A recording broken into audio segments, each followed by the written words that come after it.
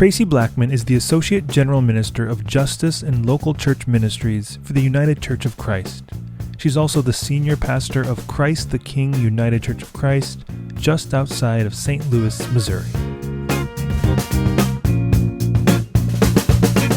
Hi there, my name is Cameron Trimble. I'm the CEO of Convergence, and I get to be in conversation with Traci Blackmon, who is a friend, a colleague. We get to do a lot of work in the world together, and I'm grateful for that. So Traci, thank you for this time. Well, thank you for having me, Cameron, and that feeling is definitely mutual. Tell folks, a lot of people at least think they know who you are. They may be making up half of what they think they know, but so you're not unfamiliar to a lot of people who will be listening to us. But for those who may be meeting you right now for the first time, can you tell folks a little bit about you and what your work is in the world at the moment? Sure. When you first asked that question, I was tempted to just say, I'm a person that's just trying to do good in the world and joining many others in doing so. I have the privilege of working for the United Church of Christ currently. I am the Associate General Minister of Justice and Local Church Ministries, which is a way of saying that I have oversight of staff who are tasked with connecting with our local churches, which are about a little over 5,000 of them, to help them in ways that they have identified they need help in terms of deepening spirituality and resources that can help them be church together. In addition to that, justice is integral to the ministry of the United Church of Christ. Justice is integral to the gospel. So as a Christian who follows Jesus, justice is a mandate for me. Justice, as in the Hebrew word Siddiq, which also means righteousness. I interpret that to mean the way that we are in right relationship with God and with one another is by treating each other well. And so I spend my days trying to help promote this ethos of treating one another well in this world and connecting that with the lived experiences of people in our local congregations so that we can multiply our work and our voice throughout. That's primarily what I do. I'm also a mother and a friend of many.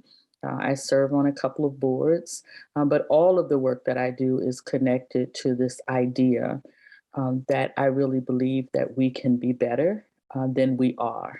And I dedicate my life to that. Yes. Well, for the betterment of the world, thank goodness. So the topic of our online summit this time around is this gigantic question of the future of spirituality. When I ask you that question, Traci, from where you sit, what is the future of spirituality? What comes to mind for you? What are the contours that you see? I'm immediately drawn to the fact that you didn't choose to ask me what is the future of the church or what is the future of any institution, but what is the future of our state of being as spiritual beings. A long time ago, and it's not original, I just don't remember who said it. I interpret myself as a spiritual being wrapped in flesh and not a fleshly being filled with spirit, right? And so I think that the future of spirituality is not in jeopardy or in question right now. That is who we are. And what we are experiencing for a lot of reasons, because we're in the midst of a global pandemic that we're not exactly finished with, that has caused us to have to relate to one another differently and to relate to ourselves differently, because it has destabilized the institutions of faith that we've had in terms of our practices and our rituals and our customary ways of being together, whether that's in a church or a synagogue or a mosque or in some other temple or gathering space. We've had to figure out how to do those things differently. I think that slowing down just as a world because of this pandemic has caused more introspection and has caused us to see and hear people differently. So when I say when you ask me what is the future of spirituality, I hope that on the other side of whatever we are growing out of, we're certainly not going back to anything.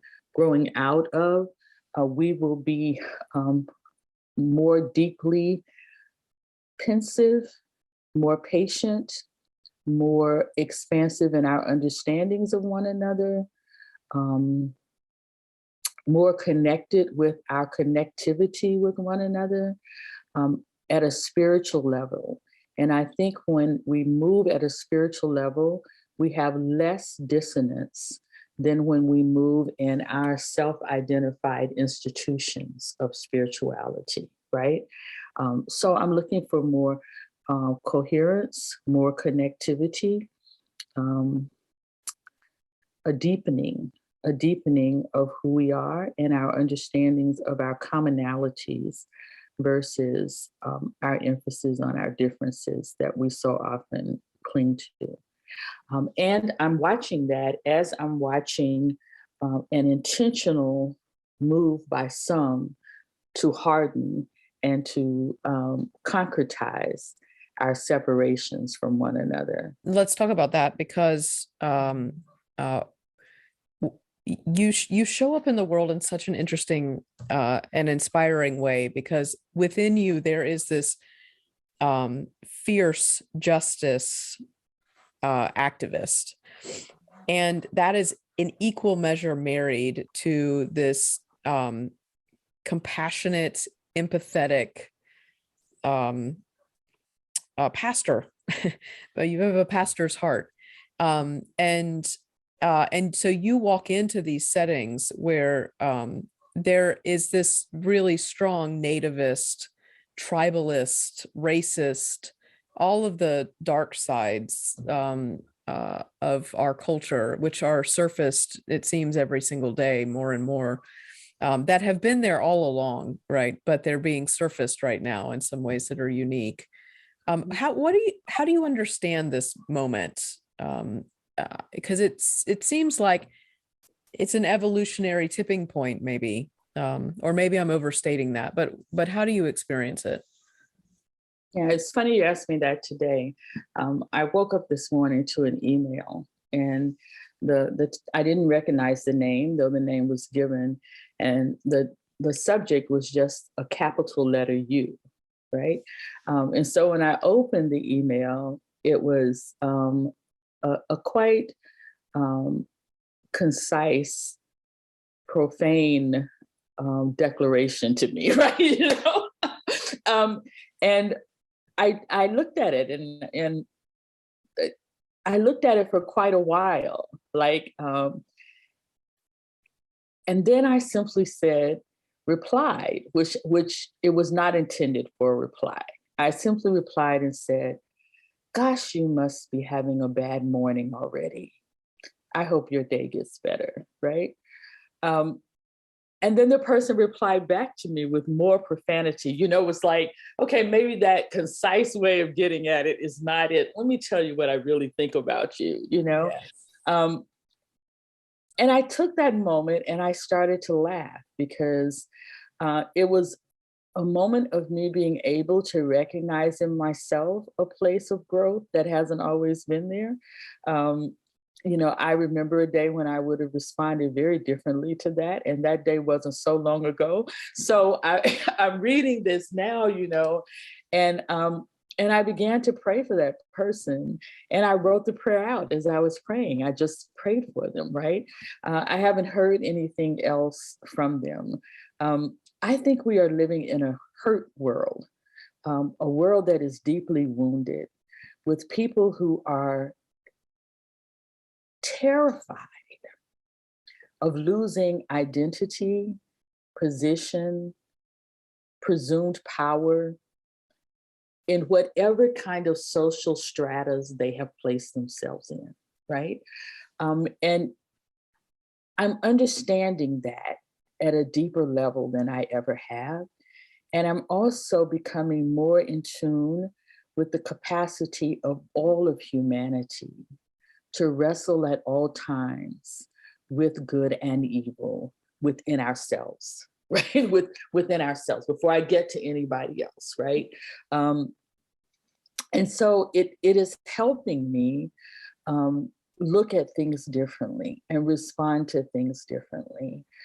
It's not lost on me that for the Christian context, we're in the season of Lent and it's a season of reflection. So I've been doing a lot of that recently. I was in New York this past weekend, celebrating, commemorating Martin Luther King's speech about Vietnam, which was given exactly 1 year before his assassination at the Riverside Church. So I was there and had the opportunity to be there with his daughter, Bernice King, and have this dialogue about this time that we're in, right? And so I just think that this world is in deep need of healing, and the people in this world are in deep need of healing. And the reasons for those woundedness that I'm describing is as varied as the people that we're encountering. And if someone doesn't give compassion back, if someone doesn't drop the guard and not respond out of equal hate or equal energy or equal force, then we're just going to continue to broaden these chasms, right? Now, I'm not suggesting that because I prayed that that person feels any differently about me, but what that person does know is that the energy they wasted to irritate my day was wasted, right? And perhaps that gives them pause about what they may have presumed about me. I don't know what the issue is. They didn't bother to elaborate on why they felt the way they did. I feel that we're in a time when we've got to learn how to reach across the barriers, reach across the bridges, reach across the walls, whatever those things are, and see the humanity in the other, and perhaps ask the question that Ruby Sales asks so often, tell me where it hurts, so that we can start talking about what's necessary for healing. I do that as much for myself and for my children and for my children's children as I do it for just the call of this work. Right? So what I'm hearing in your, or I'm hearing an invitation in your speaking that maybe the most subversive thing that we all could do in this particular moment is to reweave the relational fabric with our neighbors, with our family, with our communities, and do that in a spirit of compassion and healing, not just because we're trying to be kind people and faithful people, followers of whatever tradition you might be a part of, but because that very act actually may save the world, may save us from a potential future where spirituality can be indeed weaponized. Because what you did in that story, which I love, was this man was picking a fight, and you basically melted the weapon of his words and dissipated that. So am I hearing that? Is that? You are. And I'm also acknowledging that I don't always. Yeah. I noticed that moment in myself where it said, what do I have to gain by not doing this? And what do I have to gain by doing it? And what I gained by doing it is my peace all day, right? I haven't lingered there. I'm not energized by the anger that was there.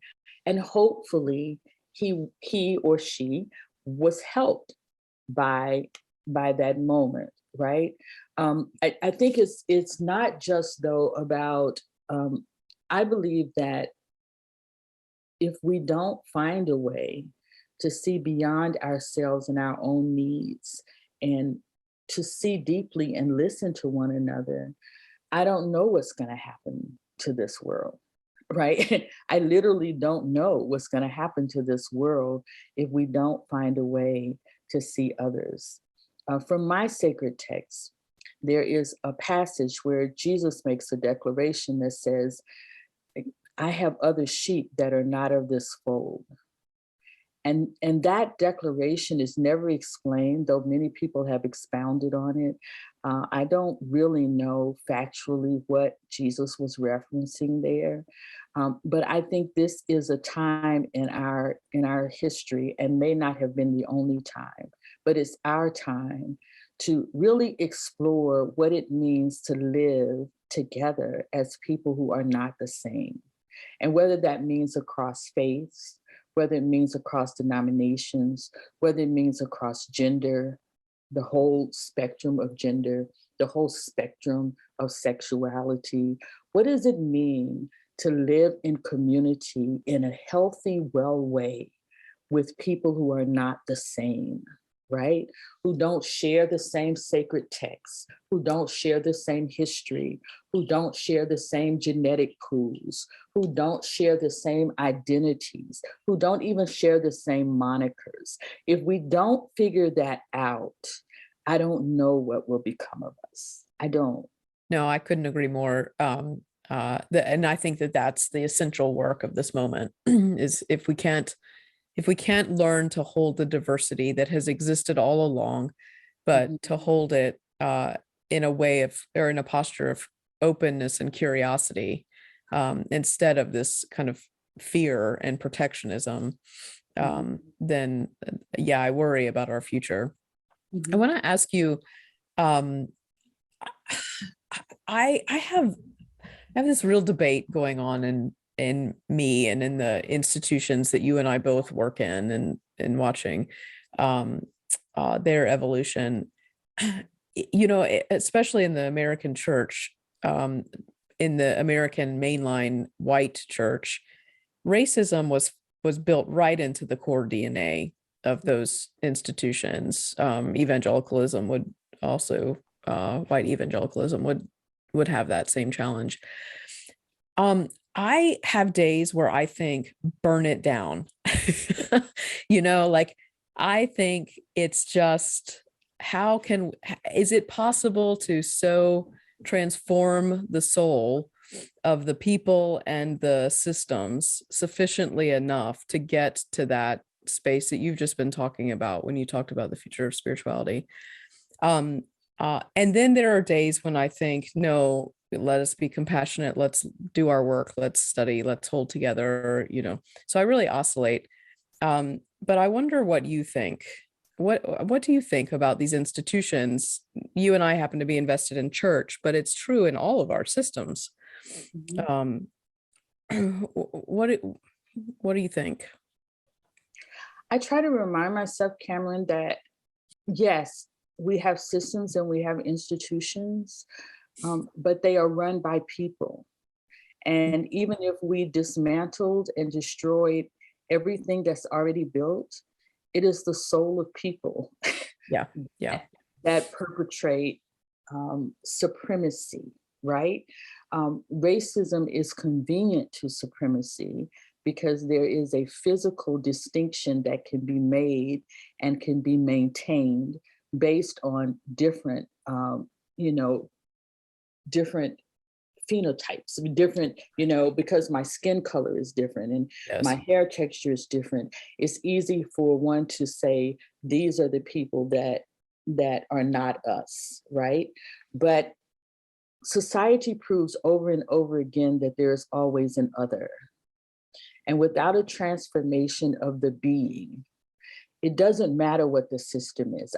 I was just reading something before my time with you that was railing against the church and saying, we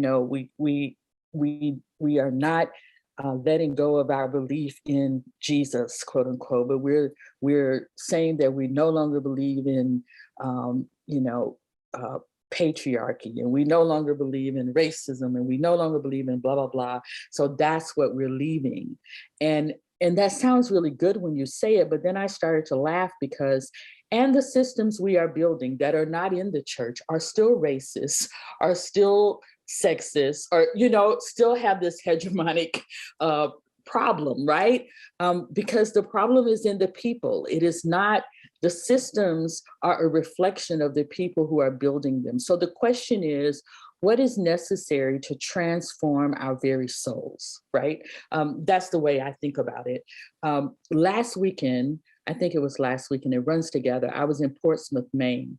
I was invited to speak at a UCC church that was celebrating its 350th anniversary. So when I get this invitation, I go, 350 years ago? And you want me to come and speak to celebrate? 350 years ago was not such a good time for me, right? You know what I'm saying? And I started to read the history of this church. And, part of the history said the first president, George Washington, worshiped there when he was in town. And then they named some signers of the Declaration, and they worshiped there, and some signers of the Constitution, and they worshiped there. And I was reading all this thinking, I'm pretty sure they weren't expecting me to show up in the pulpit, right? I went to Portsmouth with that idea and thinking, what is this going to be like for me? And what is it going to be like for them? Because I'm going to speak about this. I was lecturing and preaching there. And I walked up to the church. I walked from the hotel. I said I wanted to walk because I wanted to experience the atmosphere. And I get to this huge steeple church that's in the middle of the town square. It's so old, it is the town square church. And so the steeple is really high. And as I get closer to the church, I noticed these Black Lives Matter signs outside on the building. And then I see images of myself outside the building, that I'm speaking there. And when I go inside, there's this marvelous quilt ministry that has taken quilts from 10 or 12 different congregations who've made quilts to commemorate the death of George Floyd. And they are traveling through all the churches in New Hampshire. They happen to be at this church because I'm there for that week. And when I stood to speak, one of the first things I said was, it was a little overwhelming to me to be standing in a pulpit in a church where a president who owned people that looked like me worshipped, and signers of a document that never envisioned me as being a recipient of that document worshipped there, and a constitution that denied me my humanity was signed by people who worshipped there. And now here I am to worship with you. Who but a God could make that transition, right? Doesn't mean it's a perfect church, right? But who but a God could make that transition to a place that would even invite someone like me? And so I think the work we have to do is soul work. And when we shift the soul, then the institutions begin to reflect it, right? How do you shift someone's soul? You only can do that by building relationships that counter the messages that have been instituted, at least for the last 400 years, right? How do you counter those messages? And I have experiences in my life of having messages that were passed down to me from people that I love and respect and who were only doing what they thought was right for me to do. I was not raised in an environment where it was okay to be gay. I wasn't raised in that environment, right? But my relationships, building relationships with people who were gay, who identified that way, and because I know them personally and know that all of the things I hear about them, whenever I hear something negative, I see someone in my head who reminds me that's a bunch of crap, right? You know what I'm saying? And it changed me because of these relationships. Having friends who are Jewish, having friends who are Muslim, having friends from Palestine and from Israel have changed me. Right? I believe we only change by being in relationship with people and seeing them spirit to spirit, which is what you are talking about, right?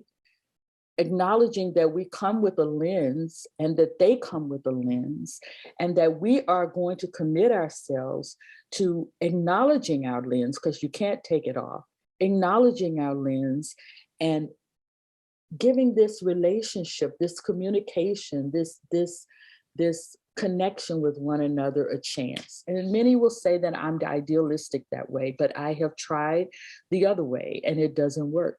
We have tried the other way and it doesn't work.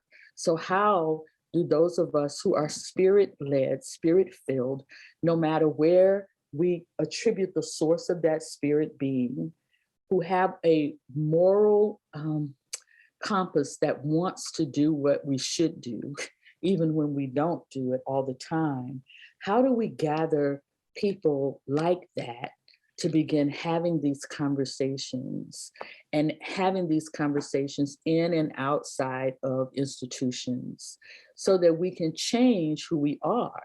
Because if we don't change who we are, whatever we build next will still be the same thing. Does that make sense what I'm saying? It makes complete sense. Yes. And I couldn't agree more. You give me great hope. I wonder, is there a word or a phrase that, when you think about this work that you've just been talking about, and we think about the future of spirituality, but a word or a phrase that the rest of us could use as a guidepost, something to kind of hold on to as we're moving into this future together? Does anything come to mind? Yeah, it's something that I've been saying. It's pretty recent to me. It's not a recent thought, but it's a recent articulation of it. It's this idea of the dynamism of call, right? Meaning,